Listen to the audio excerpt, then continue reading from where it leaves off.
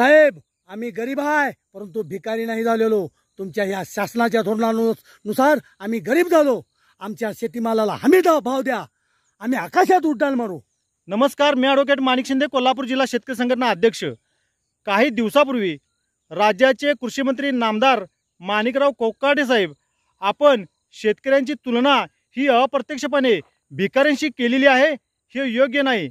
वास्तविक साहेब, तुमच्यासारखा महिन्याला 2 लाख रुपये पगार आमच्या शेतकऱ्यांना नाही. तुमच्या जसा पीएनना महिन्याला पगार मिळतो तसा आमच्या शेतातील शेतमजुरांना मिळत नाही. साहेब, तुम्हाला एसटी प्रवास मोफत आहे, रेल्वे प्रवास मोफत आहे, विमान प्रवास मोफत आहे.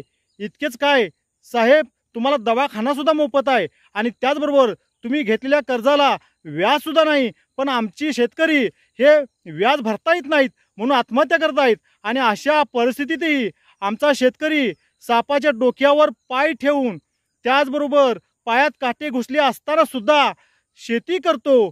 कधी त्याच्या अंगावर वीज पडते, तर कधी त्याच्या अंगावर झाड पडतं, कधी त्याला वाघ फाडून खातो, तर कधी हत्ती त्याला पायात तुडवतो, तर कधी गवा आपलं शिंग त्याच्या बरगडीत घुसवतो. आणि अशा परिस्थितीतही तो आपली शेती करतो, अन्नधान्य पिकवतो आणि या देशाला अन्नधान्यामध्ये स्वयंपूर्ण करतो. आणि त्याचबरोबर आपल्या देशाचे धान्याचे कोठार तो भरून काढतो.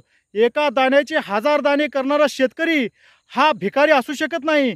त्यामुळं साहेब, आपण जे शेतकऱ्यांच्या बद्दल अप्रत्यक्षपणे भिकारी असा उल्लेख केलेला आहे तो योग्य नाही. त्यामुळं माझी तुम्हाला विनंती आहे की आपण जे काही शेतकऱ्यांच्या बद्दल अप्रत्यक्षरित्या भिकारी हे वाक्य वापरले आहे ते आपण मागं घ्यावं. आपण शेतकऱ्यांची माफी मागावी.